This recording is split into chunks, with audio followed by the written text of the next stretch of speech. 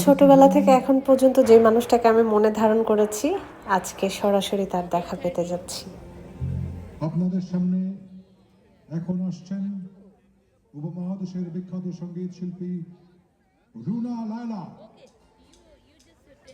উপমহাদেশের বিখ্যাত সঙ্গীত শিল্পী রুনা লায়লা ম্যাম। এত খুশি লাগছিল আর এত বেশি এক্সাইটেড হয়ে গিয়েছিলাম যে আমার দু চোখ জুড়ে ঝরঝর করে পানি পড়ছিল। উনি যখন স্টেজে উঠেছে, আমি শুধু মুগ্ধ হয়ে ওনার দিকে তাকিয়েছিলাম আর ছবি তুলছিলাম, ভিডিও করছিলাম, লাইভেও গিয়েছিলাম। ওনাকে এত কাছে থেকে দেখার পরেও মনে হচ্ছে মন ভরছে না, আরও কি করে কাছে যাওয়া যায়। এত সুন্দর করে একটা মানুষ কথা বলতে পারে, আমি তো ওনার কথার প্রেমে পড়ে গিয়েছি। উনি যখন কথা বলে তখন মনে হয় মুক্তা ঝরে, আর উনি যখন গান করে অসাধারণ।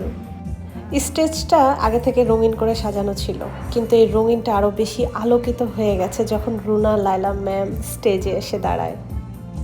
ওনার কথায় যেমন মায়া আছে, সুরে তেমন জাদু আছে। শুনলে শুনতেই ইচ্ছে করবে। ইস, আমি না মনে মনে বলছিলাম আজ সারা রাত চলুক রুনা লায়লা ম্যামের গান। স্টেজে উনি যেমন গান করেছে, তেমন ছোট ছোট করে কিন্তু অনেক কথা বলেছে গান নিয়ে, ওনার নিজেকে নিয়ে। গান শুধু গান না, গান দিয়ে মানুষ তার মনের ভাব প্রকাশ করে। এই রিলেটেড অনেকগুলো কথা উনি বলেছে, যেগুলো শুধু শুনেছি আর চোখ বেয়ে পানি পড়ছিল। আমি ওনার সামনে বসে কেন যে এত ইমোশনাল হয়ে গিয়েছিলাম জানি না। আমি রুনা লায়লা ম্যামের অন্ধ ভক্ত, তাই হয়তো বা আমার এত গভীর থেকে ফিল আসছিল।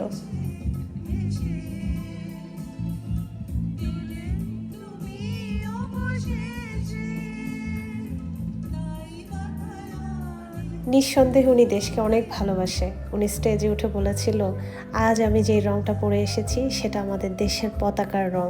দেশকে ভালোবাসি, দেশের পতাকাকে ভালোবাসি, তাই সেই রঙে আজকে সেজেছি। তো বললো যে আমি তো নার্সারি থেকে তোমার গান শুনে আসছি, আর কত শুনবো? তো এখন নার্সারি পার হয়ে অনেক দূর এগিয়ে গেছে, আমরা আরেকবার শোনো, এখন অনেক দিন হয়ে গেছে।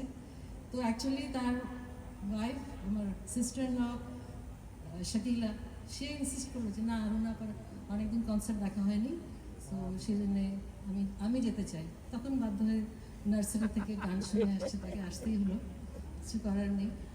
তো এখন যেটা হচ্ছে যে ওনার কথা শুনলেই বোঝা যায় উনি কতটা সরল মনের।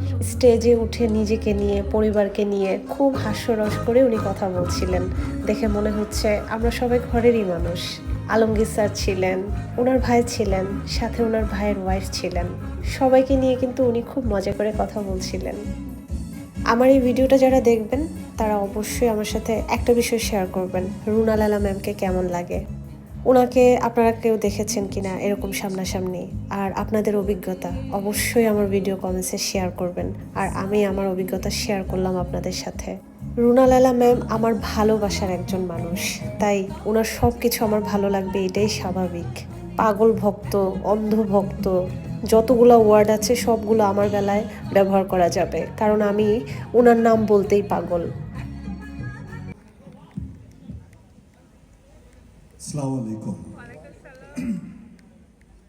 আমরা বাঙালি হাতে মাইক্রোফোন পেলে কিন্তু আর ছাড়ি না, তো সাবধান। এখন আমার বেসুরো গান শুনতে হবে, আপনারা চাচ্ছে কি করব। আমি আপনাদেরকে বেসুরো গান শোনাবো না, রুনা গাচ্ছে। আমি অনেকদিন পরে শুনতে এসেছি, আপনারা দোয়া করবেন আমরা দুজন যাতে ভালো থাকি। আমি কিন্তু আমি বলিনি, আমরা বলেছি। স্যার 2 লাইন গেয়ে দেন, 2 লাইন। 1 2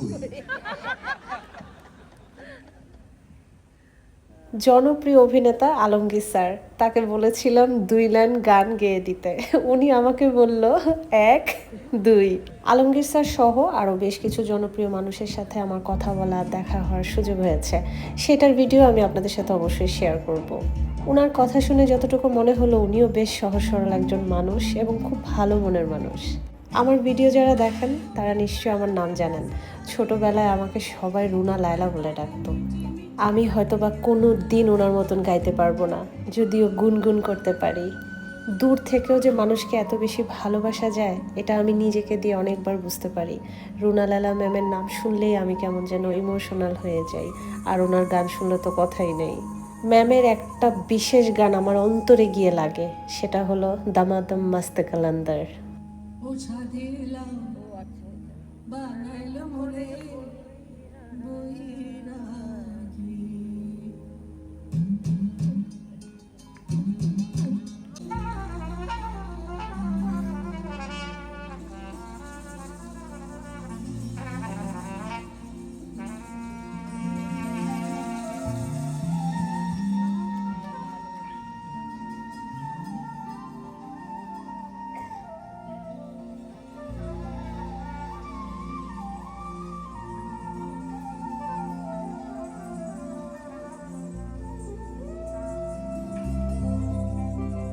দামাদম মাস্তে কালান্দার গানটা শুনলে আমার কাছে মনে হয় আমি একটা অন্য জগতে চলে এসেছি। আর সেই গানটা যদি রুনা লায়লা ম্যাম গায় তাহলে তো কথাই নেই। আল্লাহর বিশেষ রহমত আছে রুনা লায়লা ম্যামের উপরে, কারণ উনি যখন কথা বলে প্রত্যেকটা কথায় আল্লাহর নাম নেয় এবং একটু অন্যভাবে আল্লাহকে স্মরণ করতে থাকে।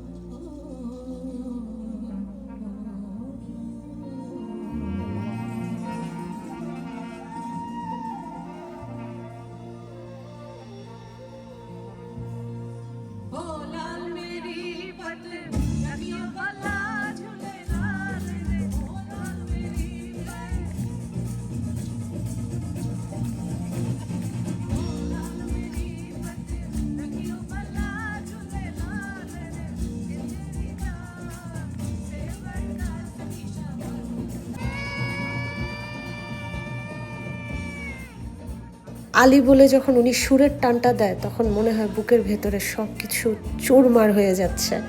ওনার সাথে গলা মেলানোর চেষ্টা করলাম, মনে হলো অন্য আরেকটা জগতে চলে এসেছি।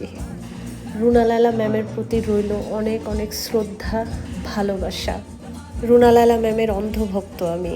আমার এই ভিডিওতে আমি ওনাকে ধরে রাখবো, থাকবে আমার ইউটিউব চ্যানেলে, আমার ফেসবুকে। আজকের এই রাত আমি কোনো দিন ভুলবো না। আপনারা যারা আমার এই ভিডিওটা দেখবেন অবশ্যই অবশ্যই আমাকে কমেন্টস করবেন আপনাদের কেমন লাগলো।